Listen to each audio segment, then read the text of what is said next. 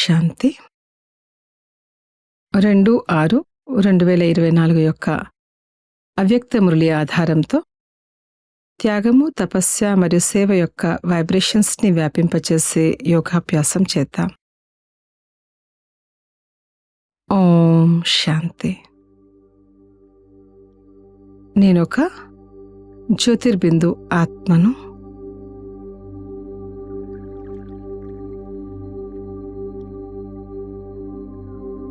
నేను దేహము, దేహ సర్వ సంబంధాలతో అతీతంగా ఉన్నాను.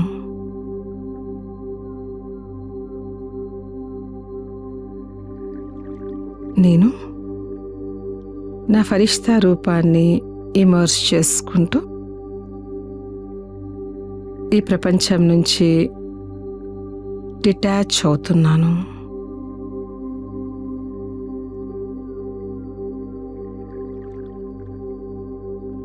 నా ఫరిష్తా రూపంతో ప్రియమైన బాప్ దాదా దగ్గరికి వతనానికి చేరుకుంటున్నాను.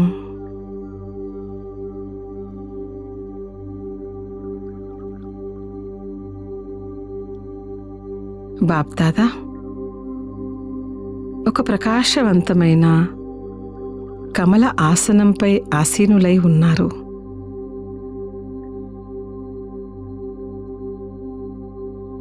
ప్రేమగా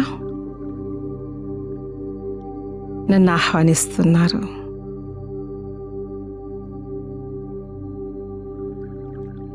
బాప్ దాదా ప్రేమగా నాకు దృష్టినిస్తున్నారు.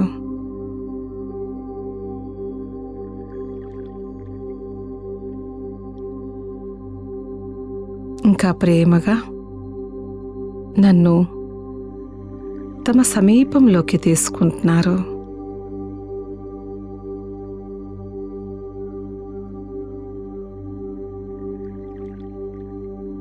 ఇప్పుడు నా పైన వారి వరదాని హస్తాన్ని ఉంచారు.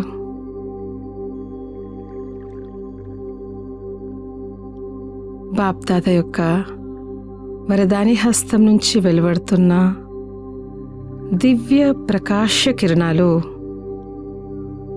నాలో ఇమిడిపోతున్నాయి.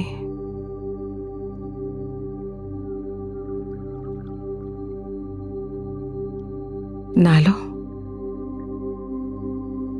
అన్ని రకాల శక్తులు జాగృతమవుతున్నాయి.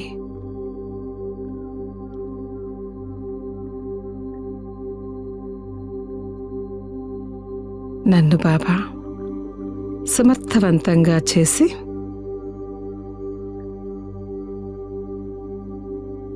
నా చేతిలో సర్వశక్తుల విల్ని ఇస్తున్నారు.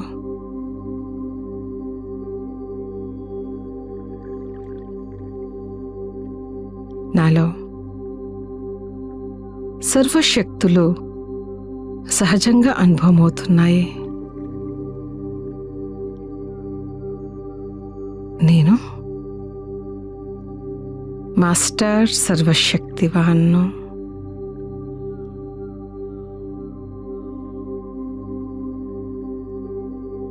నా ఎదురుగా కంబైన్డ్ స్వరూపంలో బ్రహ్మబాబా ఆదర్శమై ఉన్నారు.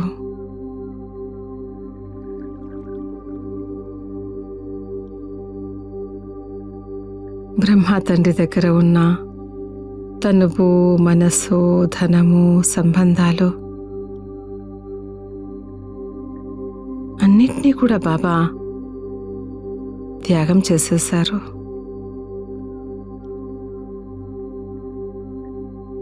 సాధనాలున్నా కానీ సాధనలో చలించని వారై ఉన్నారు.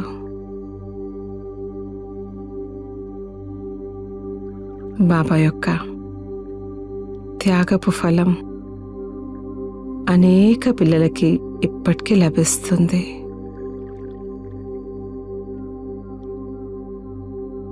ఈ త్యాగపు సంకల్పం యొక్క శక్తి దూర దూరాల వరకు వ్యాపిస్తుంది. ఇంకా బహుకాలం నుంచి నడుస్తూనే ఉంది.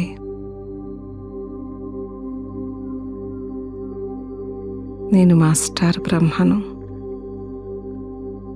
నేను కూడా త్యాగము, తపస్య మరియు సేవ యొక్క ఉన్నతమైన స్థితికి చేరుకుంటున్నాను. ఈ ఉన్నతమైన స్థితి యొక్క వైబ్రేషన్స్ మరియు సైలెన్స్ బలం యొక్క వైబ్రేషన్స్ మొత్తం ప్రపంచమంతా వ్యాపించబడుతున్నాయి. నేను ఫరిష్తా రూపంలో వతనంలో బాప్ దాదాకు సమీపంగా ఉన్నాను.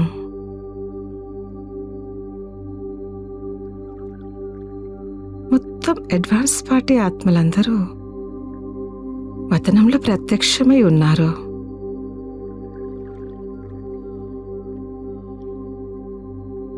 ఈ విశేష ఆత్మల యొక్క పురుషార్థం గొప్ప కలుపుగోలుతనపు స్థితిలో ఉండేది. అందుకే సంఘటన శక్తి కూడా చాలా బాగున్నది. ఈ స్మృతి చిహ్నానికి గుర్తుగానే వతనంలో అందరూ ఒకరితో ఒకరు చేయి పట్టుకొని ఉన్నారు. బాప్ దాదా, అడ్వాన్స్ పార్టీ ఆత్మలు మరియు నా యొక్క ఇలా మా అందరి యొక్క వైబ్రేషన్స్ మొత్తం బ్రహ్మాండమంతా వ్యాపించబడుతున్నాయి.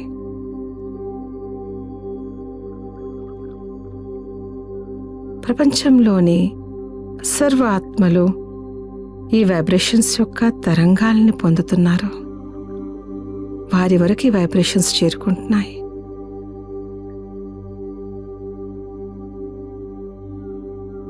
సృష్టి వృక్షంలోని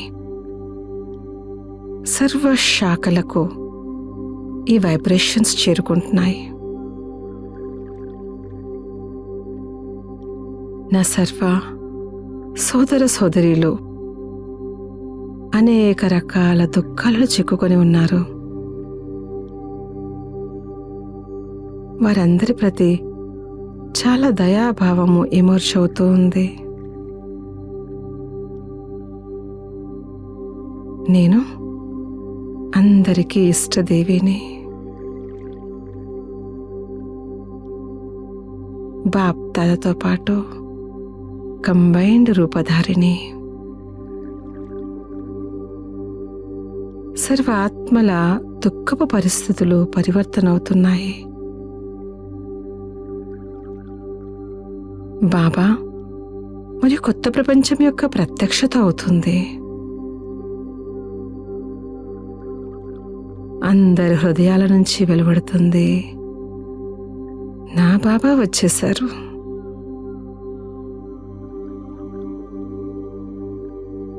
ఇలాంటి విశేష సేవ చేయించిన బాప్ దాదా ప్రేమలో నా కంట్లో నుంచి ప్రేమ కన్నీళ్లు వెలువడుతున్నాయి. బాప్ దాదా ఆ ప్రేమ కన్నీళ్లను ముత్యాల సమానంగా చేసుకొని తమ హృదయంలో ఇముడ్చుకున్నారు. నేను బాప్ దాదా నయనాలలో ఇమిడి ఉన్నాను. నేను బాప్ దాదా ప్రేమలో లవ్లీనమై ఉన్నాను. ఈ స్థితిలో ప్రతి కర్మ చేస్తూ రోజంతలో దివ్యమైన ప్రకాశాన్ని వ్యాపింపచేస్తున్నాను. ఓం శాంతి శాంతి శాంతి. ఓం శాంతి. మధురమైన పిల్లలు, విశ్వానికి అధికారులుగా చేయు తండ్రిని చాలా అభిరుచితో స్మృతి చేయండి. స్మృతి ద్వారానే మీరు సతో ప్రధానంగా అవుతారు. ప్రశ్న: ఏ విషయంపై సంపూర్ణ గమనం ఉంచితే బుద్ధి తలుపులు తెరుచుకుంటాయి. జవాబు: చదువుపై భగవంతుడు స్వయంగా చదివిస్తూ ఉన్నారు కాబట్టి ఎప్పుడూ చదువును మిస్ చేయరాదు. ఎంతవరకు జీవించి ఉంటారో అంతవరకు అమృతం త్రాగాలి. చదువుపై గమనం ఉంచాలి. గైరు హాజరు అవ్వరాదు. ఎక్కడో ఒకచోట వెతుక్కొని అయినా మురళి తప్పకుండా చదవాలి. మురళిలో ప్రతిరోజు కొత్త కొత్త పాయింట్లు వెలువడుతూ ఉంటాయి. వాటి ద్వారా మీ బుద్ధి తలుపులు తెరుచుకుంటాయి. ఓం శాంతి. శాలిగ్రామాలకు శివ భగవాన్ వాచ: ఇది కల్పమంటితిలో ఒక్కసారి మాత్రమే జరుగుతుంది. ఇది కూడా మీకు మాత్రమే తెలుసు, ఇతరులకు ఎవ్వరికీ తెలియదు. మనుషులకు ఈ రచయిత రచన ఆది మధ్యాంతాలను గురించి ఏమాత్రమూ తెలియదు. స్థాపనా కార్యంలో విఘ్నాలు తప్పకుండా వస్తాయని పిల్లలు మీకు తెలుసు. దీనిని జ్ఞానయజ్ఞము అని అంటారు. పాత ప్రపంచంలో మీరు ఏం చూస్తూ ఉన్నారో అదంతా స్వాహ అవ్వనున్నది. తండ్రి చెప్తూ ఉన్నారు కాబట్టి దానిపై మమకారం పెంచుకోరాదు. తండ్రి వచ్చి కొత్త ప్రపంచం కొరకు చదివిస్తూ ఉన్నారు. ఇది పురుషోత్తమ సంగమయుగము. ఇది వికారి మరియు నిర్వికారి ప్రపంచ సంగమయుగము. ఇది పరివర్తన అయ్యే సమయము. నూతన ప్రపంచాన్ని నిర్వికారి ప్రపంచము అని అంటారు.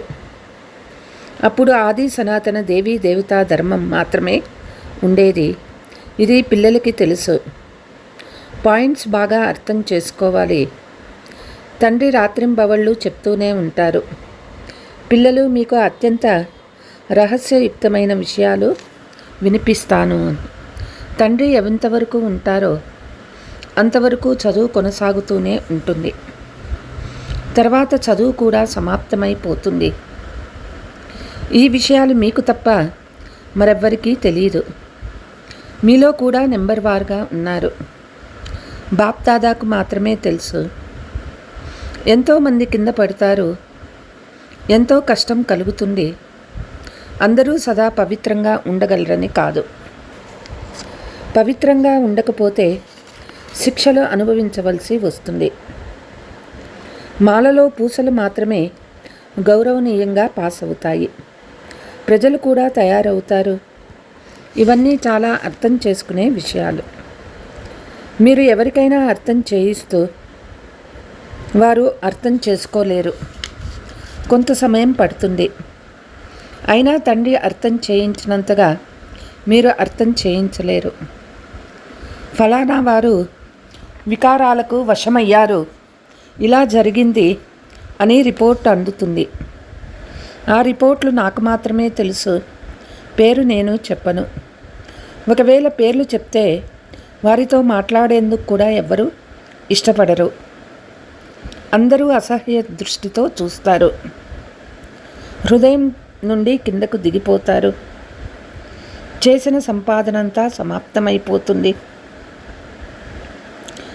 దీనిని గురించి దెబ్బతిన్న వారికి తెలుస్తుంది. తండ్రికి తెలుస్తుంది. ఇవన్నీ చాలా గుప్తమైన విషయాలు. మీరంటారు, ఫలానా వారు కలిశారు, వారికి చాలా బాగా అర్థం చేయించాను, వారు సేవలో సహాయం చేయగలరు అని మీరంటారు.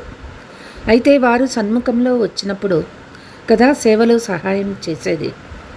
గవర్నర్కు మీరు మంచి రీతిగా అర్థం చేయించిన అతడు ఇతరులకు అర్థం చేయించలేడు. కొందరికి అర్థం చేయిస్తే వారు అంగీకరించరు. ఎవరైతే అర్థం చేసుకోవలసి ఉంటుందో వారే అర్థం చేసుకుంటారు. ఇతరులకు అర్థం చేయించలేరు. ఇది ముళ్ళ అడవి. దీనిని మనము మంగళకరంగా మార్చుతాయేమని పిల్లలు మీకు తెలుసు. మంగళం భగవాన్ విష్ణు అని అంటారు కదా. ఈ శ్లోకాలు మొదలైనవన్నీ భక్తి మార్గానికి చెందినవి. విష్ణువు రాజ్యపాలన చేసినప్పుడు మంగళకరంగా ఉంటుంది. విష్ణు అవతరణని కూడా చూపిస్తారు. బాబా అన్నీ చూశారు, అనుభవి కదా. అన్ని ధర్మాల గురించి ఇతనికి బాగా తెలుసు. తండ్రి ఏ శరీరంలో వస్తారో అతనికి పర్సనాలిటీ కూడా ఉండాలి కదా. అందుకే అనేక జన్మల అంతిమంలో ఎప్పుడైతే ఇక్కడ గొప్ప అనుభవజ్ఞిగా అవుతారో అప్పుడే ఇతని శరీరంలో ప్రవేశిస్తానని అందరికీ తెలుపుతాను. అది కూడా సాధారణ తనువులో వస్తారు. పర్సనాలిటీలో వస్తాను అంటే అర్థం రాజులు ధనవంతులని కాదు. ఇతనికైతే చాలా అనుభవం ఉన్నది. అనేక జన్మల అంతిమంలో ఇతని రథంలోకి వస్తారు. ఇక్కడ రాజధాని స్థాపన అవుతూ ఉందని మీరు ఇతరులకు అర్థం చేయించవలసి ఉంటుంది. మాల తయారవుతుంది. ఈ రాజధాని ఎలా స్థాపన అవుతుంది? కొంతమంది రాజులుగా, కొంతమంది రాణులుగా, కొంతమంది మరోలా తయారవుతారు. కానీ ఈ విషయాలన్నీ ఒక్క రోజులో ఎవ్వరూ అర్థం చేసుకోలేరు. అనంతమైన తండ్రి మాత్రమే అనంతమైన వారసత్వాన్ని ఇస్తారు. భగవంతుడే వచ్చి అర్థం చేయిస్తూ ఉన్న కష్టం మీద కొంతమంది మాత్రమే పవిత్రంగా అవుతారు. ఇదంతా అర్థం చేసుకునేందుకు సమయం కావాలి. చాలా శిక్షలను అనుభవిస్తారు. శిక్షలను అనుభవిస్తే ప్రజలుగా అవుతారు. తండ్రి అర్థం చేయిస్తూ ఉన్నారు. పిల్లలు మీరు చాలా చాలా మధురంగా కూడా తయారవ్వాలి. ఎవరికీ దుఃఖము కలగచేయరాదు. తండ్రి వచ్చేదే అందరికీ సుఖమిచ్చే మార్గాన్ని చూపేందుకు, దుఃఖము నుండి విడుదల చేసేందుకు. కాబట్టి స్వయం ఇతరులకు దుఃఖం ఎలా ఇస్తారు? ఈ విషయాలన్నీ పిల్లలు మీరు మాత్రమే తెలుసు. వెలుపలి వారు చాలా కష్టం మీద అర్థం చేసుకుంటారు. సంబంధీకులు మొదలైన వారు ఎవరైతే ఉన్నారో వారి నుండి మమకారాన్ని తెంచివేయాలి. ఇంట్లో ఉన్న నిమిత్త మాత్రంగా ఉండాలి. ఈ ప్రపంచమంతా సమాప్తమైనున్నదని మీ బుద్ధిలో ఉంది. ఈ ఆలోచన కూడా ఎవ్వరికీ ఉండదు. అనన్యమైన పిల్లలు అర్థం చేసుకుంటారు. వారు కూడా ఇప్పుడు నేర్చుకునే పురుషార్థము చేస్తూ ఉంటారు.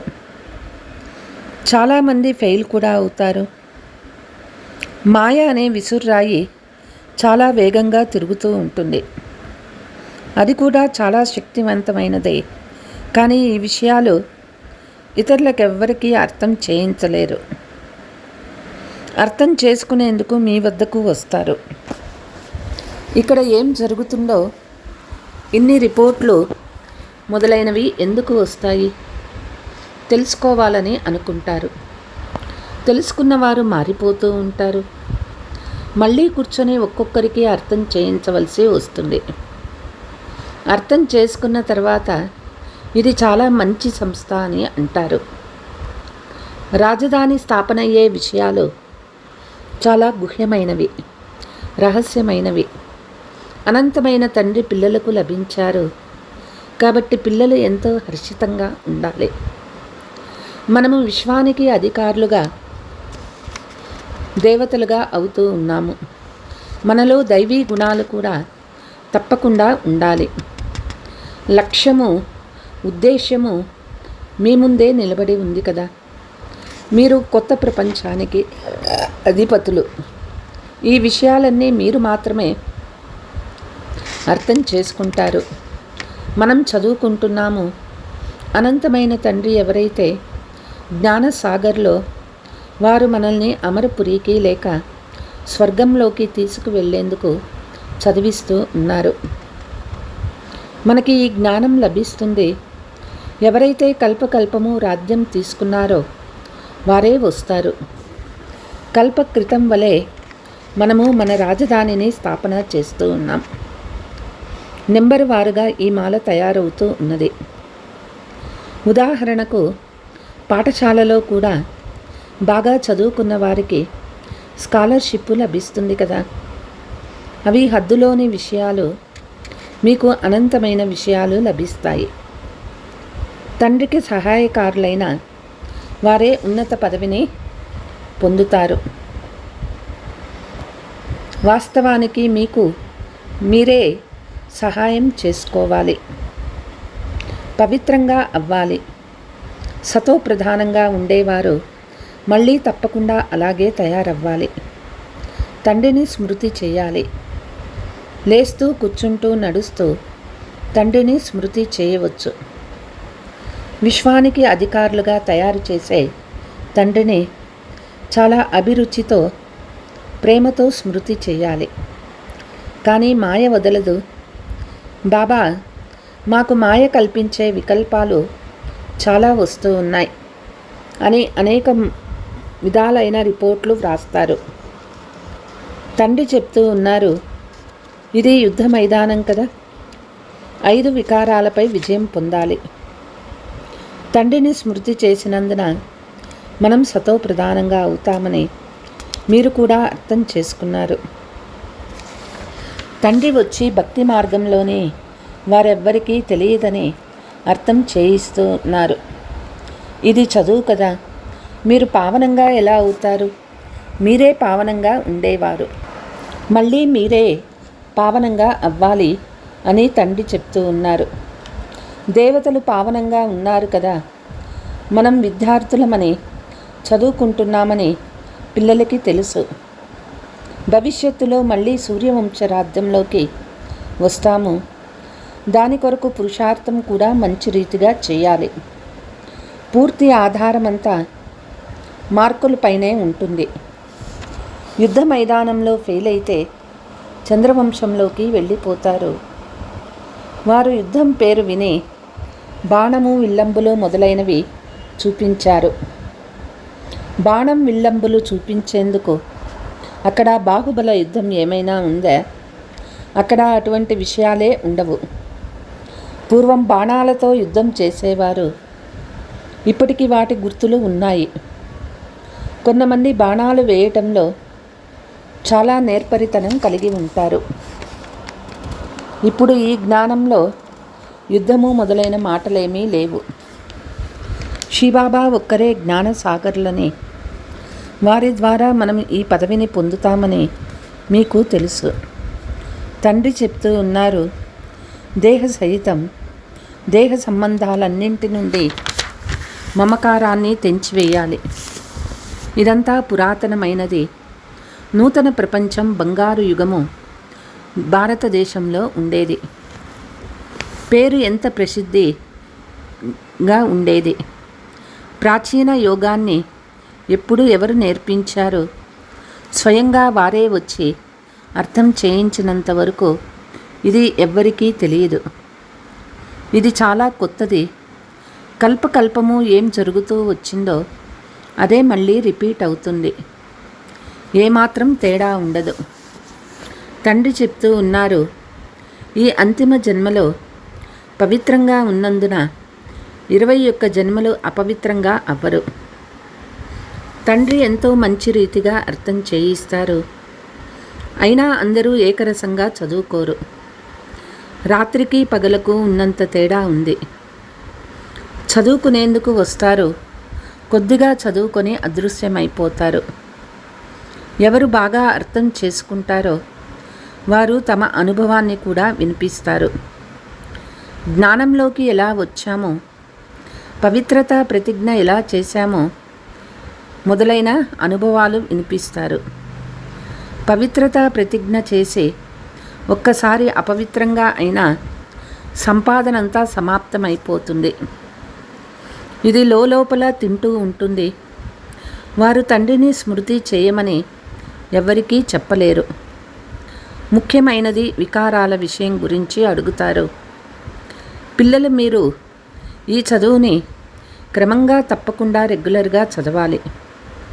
తండ్రి చెప్తూ ఉన్నారు, నేను మీకు కొత్త కొత్త విషయాలు వినిపిస్తాను. మీరు విద్యార్థులు, మిమ్మల్ని భగవంతుడు చదివిస్తూ ఉన్నారు. మీరు భగవంతుని విద్యార్థులు. ఇటువంటి ఉన్నతోన్నతమైన చదువుని ఒక్కరోజు కూడా మిస్ చేయరాదు. ఒక్కరోజు మిరళి వినకున్నా ఆబ్సెంట్ పడుతుంది.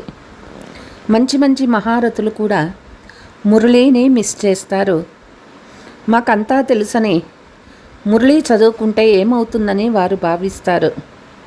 అరే అర్జెంటు పడుతుంది, ఆబ్సెంట్ పడుతుంది, ఉత్తీర్ణులు అవ్వలేరు.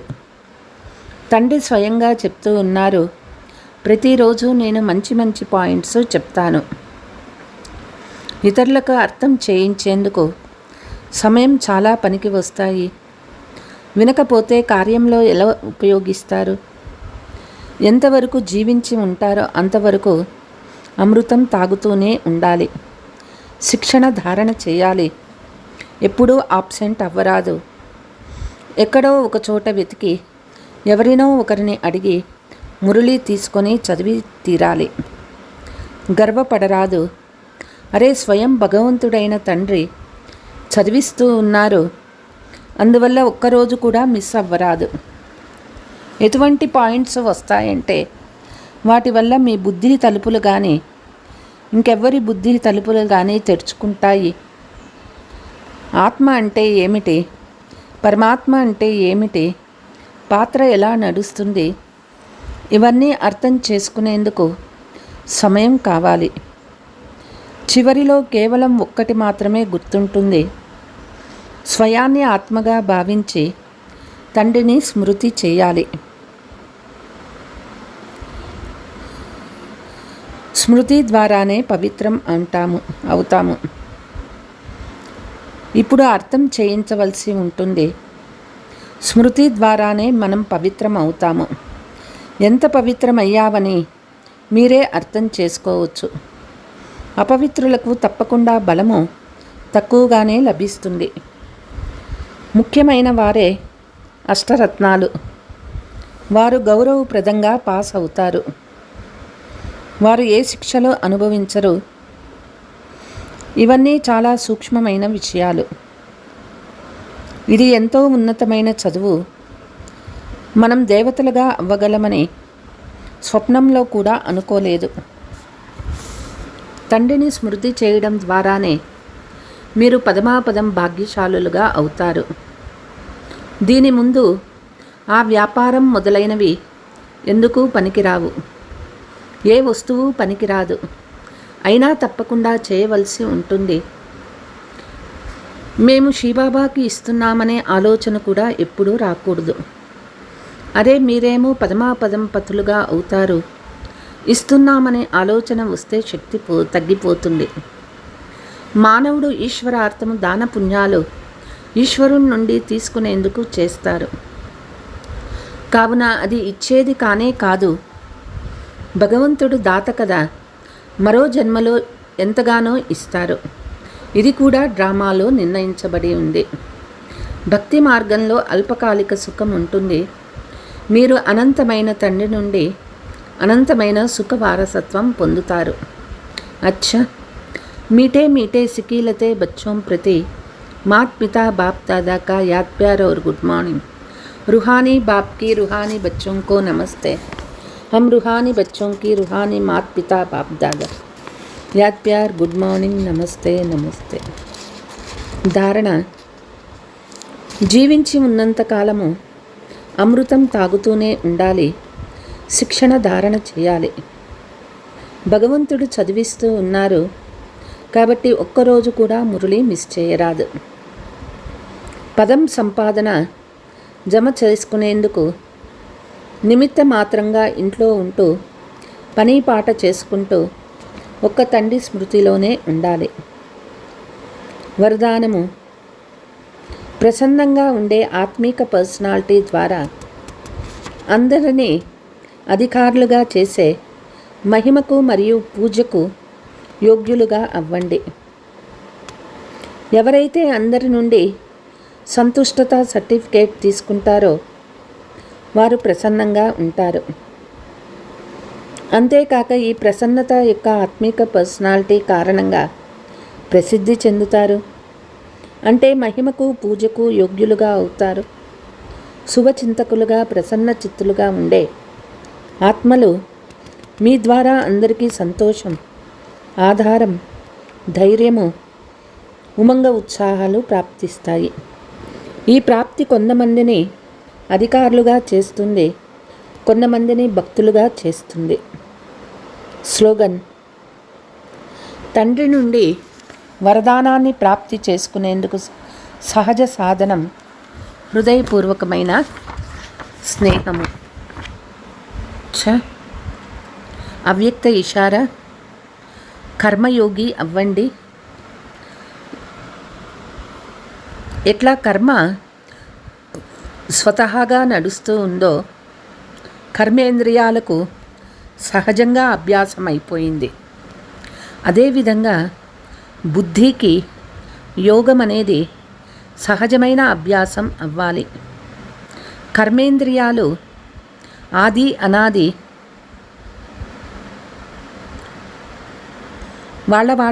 వాటి కార్యం ఉన్నది. చెయ్యి కదిలించేది, కాళ్ళు కదిలించేది, దీనికి ఎక్కువ కష్టపడాల్సిన పని లేదు. అదే బ్రాహ్మణ జీవనంలో, సంగమయుగ జీవనంలో బుద్ధి యొక్క నిజమైన కార్యము, ఈ బ్రాహ్మణ జన్మ కార్యము బాబా తలంపు చేసేది. ఈ నిజ కార్యము న్యాచురల్గా సహజంగా అవుతూ ఉండాలి. అప్పుడే మనం సహజ యోగి అవుతాము. అటువంటి సహజ యోగాన్ని అనుభవం చేయాలి. అచ్చా. ఓం శాంతి.